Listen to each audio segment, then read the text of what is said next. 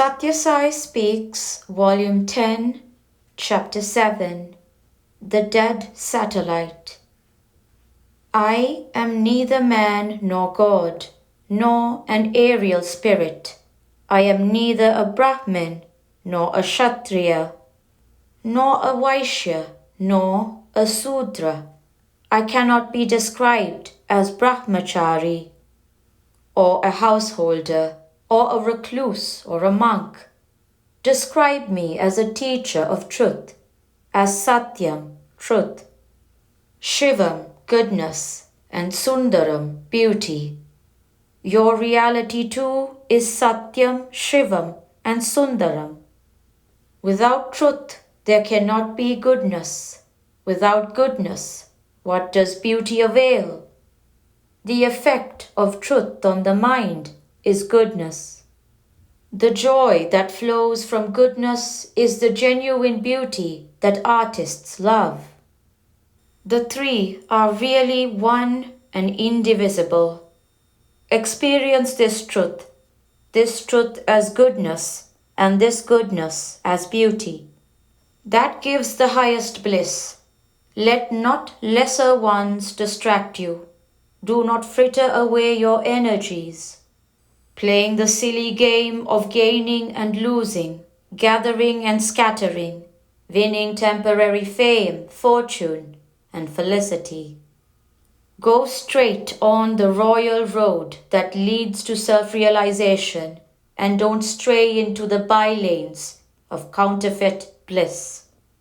This does not mean that you have to give up kith and kin and foot it all alone.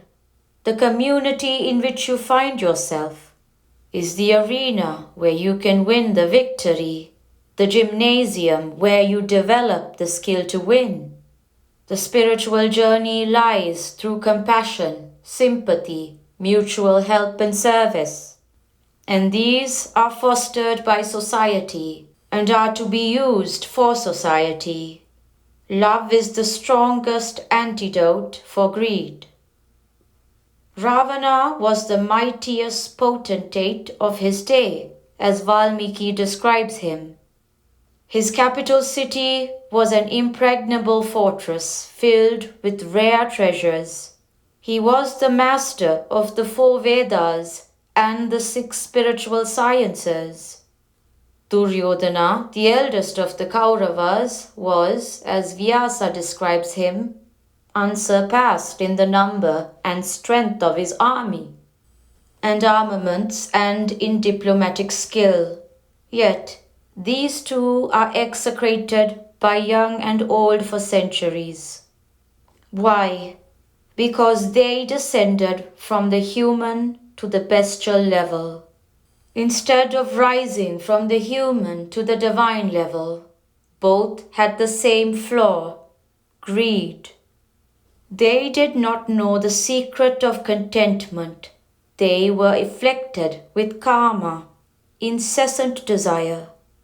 Rama and karma cannot coexist. The inner shrine of man can accommodate only one deity, Rama or Kama. If you love another person, you will not covet lordship over him. You will not covet his property. You will have no envy when he prospers, no joy when he suffers. Love is the strongest antidote for greed. This, therefore, is the fundamental spiritual discipline. Give love and receive love. You might have heard of Bhutabali, a word that is interpreted as a sacrifice in order to satisfy spirits. Bali means tax as well.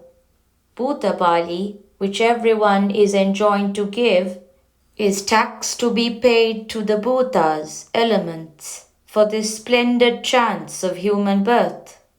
For all the good words that come your way, all the good deeds you benefit by, and all the good thoughts that spread peace in your heart and light on the road you trod, you have to pay tax. Sai Bhaktas should have tolerance and compassion. Love persuades you to consider the distress of the other. whenever you are overcome by it. You are drawn to those who have equal ground for grief. You become engrossed in the sorrow of others and so forget your own. Draupadi bewailed her lot before Krishna. She cried, Krishna, when a mother loses a child, snatched away from her lap by death, she is drowned in grief. While they were sleeping soundly in the dead of night, Ashwatthama slaughtered all my children. I have lost all of them. How can I be consoled? How can I get those children back? Krishna said, Sister, you braved the insults that the wicked Kauravas inflicted on you in open Durbar. Quote, brave this blow with equal courage. Look at Gandhari, the mother of the Kauravas. She has imposed on herself the blindness which her husband is suffering.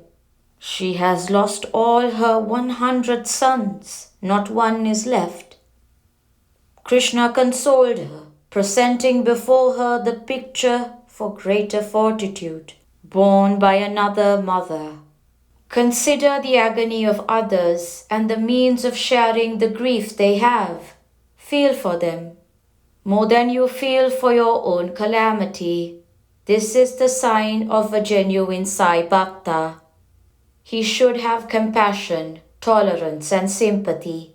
If he does not possess these, he will be the target of ridicule, and with good reason. People ask sneeringly, where is your God? How does he look? What does he do? Etc. They sneer, because those who have experienced the majesty and glory of God are very few. God is truth, goodness and beauty, but only those who have had experience of him can say so and convince. You may have a pot full of Amrita, but unless you place a drop on your tongue, how can you assert about its fragrance and sweetness? Through you, Sai Bhaktas, a transformation has to be brought about in the minds of people. So your responsibility is very great. Love can smother the flames of anger. When the Mahabharata war was imminent, it was said in circles that knew the evils of the age that only a thick shower of arrows could smother the flame of hate. Now it is the other way. Only a thick shower of love can smother and destroy the flames of anger, fear, and anxiety that envelop the world. A group of scholars who had come to me recently asked me, Swami, you talk of flames of anxiety and fear, but surely you appreciate the great step forward that man has taken by landing on the moon. I told them it was wrong to spend billions of dollars and rubles on such enterprises. They argued that though there may not be any immediate profit from all that capital lost, its potentialities are good and very great. I said it is a question of priorities. First things first, when so many nations upon the earth are undernourished, undereducated, underhoused, it is a sheer absence of discrimination to spend time, skill and money for this spectacular, competitive adventure. Later, when the earth has been made the home of a happy family of peoples, such enterprises can be planned. The earth is the natural habitat of man. Why should he venture out of the range of the elements, of which his body is composed, and go places where he has to take water, air, and other requisites essential to him? When he goes to the moon, he does not leave anxiety, fear and falsehood behind. The moon that man has to voyage into is the mind, not this dead satellite with no capacity to illumine itself.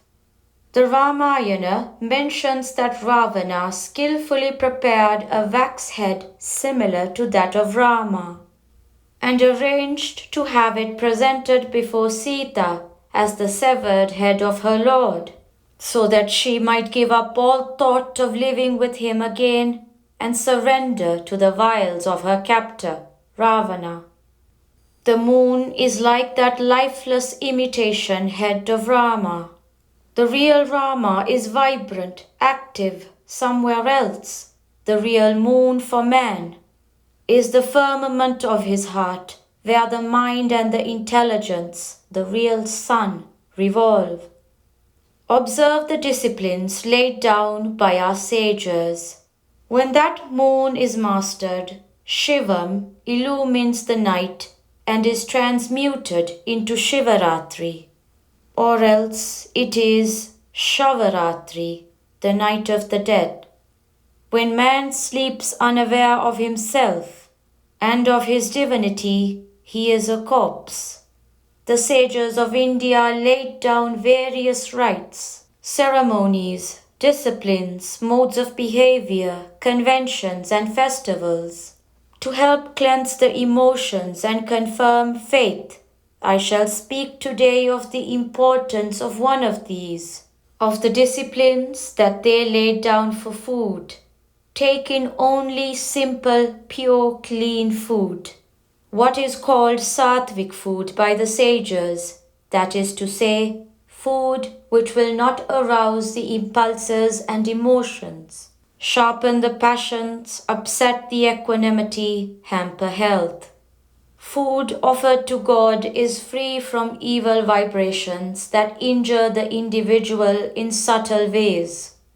Food offered to the hungry and then eaten has also the same beneficial quality. Since food has a subtle impact on the feelings and thoughts of man, you have to be vigilant ever. Prashanti Nilayam, March 6, 1970. The mind can act as a bridge, leading man from the tangible to the intangible, from the personal to the impersonal. Cleanse the mind and mold it into an instrument that is capable of loving thoughts for expansive ideas. Cleanse the tongue and use it for fostering fearlessness and friendship. Cleanse the hands. Let them desist from injury and violence. Let them help and lead, heal and guide. This is the highest sadhana. Sri Sathya Sai Baba.